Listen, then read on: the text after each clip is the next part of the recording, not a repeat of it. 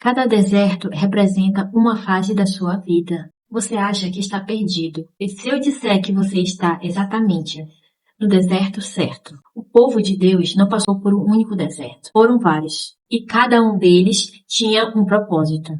Olá, sejam bem-vindos ao canal Dai uma Voz. Estou aqui com essa palavra poderosa sobre cada deserto que representa uma fase de sua vida. Base na Torá. Na Torá, o povo de Israel passou por 42 jornadas no deserto. E se Deus fez uma jornada com eles, Deus também faz uma jornada comigo e com você. Essas são as jornadas dos filhos de Israel. Deus não estava levando eles para um lugar. Eles estavam transformando eles num caminho. Porque antes de a gente viver uma promessa, antes de a gente viver aquilo que Deus nos prometeu, suas promessas, temos uma jornada a se passar. E você vai conhecer hoje essa jornada que eles passaram. O deserto, ele não é um castigo. A gente acha que o deserto é algo muito difícil de se passar. Ou uma disciplina de Deus. Mas Deus quer nos mostrar que Ele quer curar de dentro para fora. E a gente precisa passar pelos processos para que a gente possa amadurecer e viver plenamente as promessas de Deus. Se a gente não está maduro espiritualmente em algo na nossa vida, emocionalmente, a gente vai falhar quando a gente estiver vivendo as promessas. O deserto não é um lugar de abandono, é um lugar de tratamento de Deus, trabalhando o nosso caráter. E o Senhor diz, eu te conduzi ao deserto para provar o que está no teu coração. Deuteronômio 8:2. O deserto é para revelar o que está escondido dentro de você. Porque Deus prova o nosso coração. E os rabinos, eles falam que coração e mente estão interligados. Nossos pensamentos, nossas emoções, nossas decisões e nossas intenções. Escondido traz à luz as intenções. E não é para mostrar para Deus, é para mostrar para nós mesmos. A nossa intenção, aquilo que está no nosso coração e a gente não vê. Então Deus, Ele quer provar o seu coração.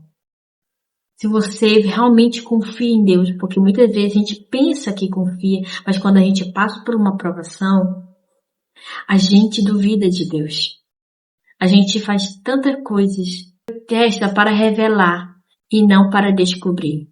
O teste revela o homem, porque nós temos duas inclinações, Yatov e Yetzirah, inclinação para o bem, inclinação para o mal. Então, a gente vai inclinar para um dos lados. E Deus, Ele quer provar a nossa vida, provar o nosso coração e amadurecer. Cada deserto representa uma fase que Deus vai nos fazer passar. E primeiro agora eu vou falar sobre o deserto do medo, que foi o mar.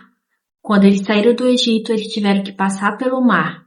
Só que eles viram que o mar não tinha como eles passar aquele mar. Então Deus começou a primeira fase na vida deles. Eles estavam encurralados e sem saída. Eles deram o primeiro passo. Só que Deus queria fazer um milagre. Queria mostrar para eles que eles têm um Deus que vai na frente, que faz acontecer, um Deus do impossível, um Deus de milagre. Quando tudo parece impossível, Deus quer nos mostrar que Ele está conosco. Quando você não vê saída, você pode pensar agora, não estou vendo saída, não estou vendo nada acontecer. E Deus, Ele quer primeiro que você veja o que Ele vai fazer na sua vida quando você dá os primeiros passos e obedece. Deus mostra que Ele abre caminhos onde não há caminho. E nesse deserto, Deus, Ele quer nos ensinar duas coisas importantes. Emuná. Emuná fala sobre fé. E fé é a gente crer no Senhor de todo o coração. E o que Deus estava fazendo com eles? Primeiro mostrando que eles tinham Deus e que eles precisavam crer. Segundo, Deus queria mostrar Bitarron. Bitarron fala de ação. E o que Deus estava querendo mostrar para eles? Que eles precisavam obedecer. Eles precisavam agir. que Deus abriria aquele mar. Então, Deus estava trabalhando aquilo porque o medo, ele paralisa a sua fé no Senhor. O medo paralisa a sua confiança.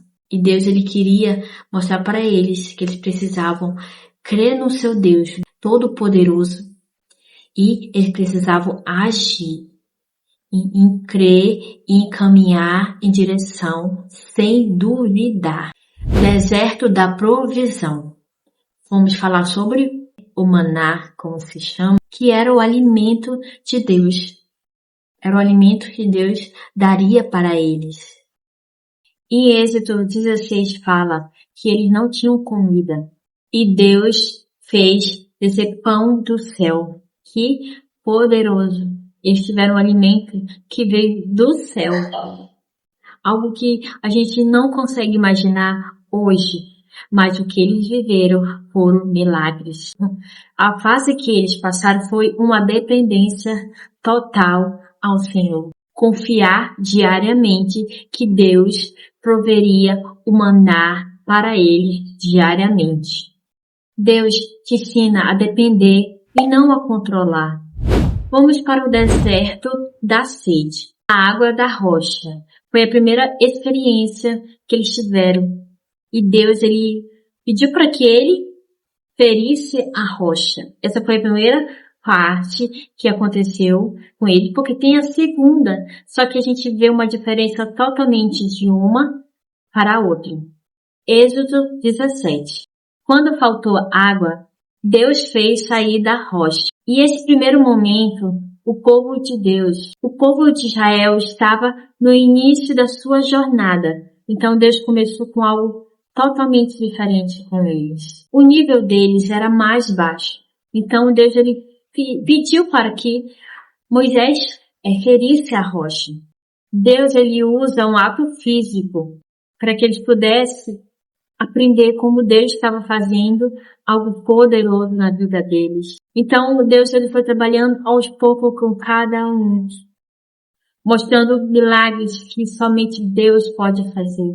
No segundo momento, o povo de Deus já estava caminhando com Deus, já estava amadurecendo ou aprendendo algo. E eles deveriam, nesse segundo momento, ter maturidade espiritual. Então Deus pediu para quê?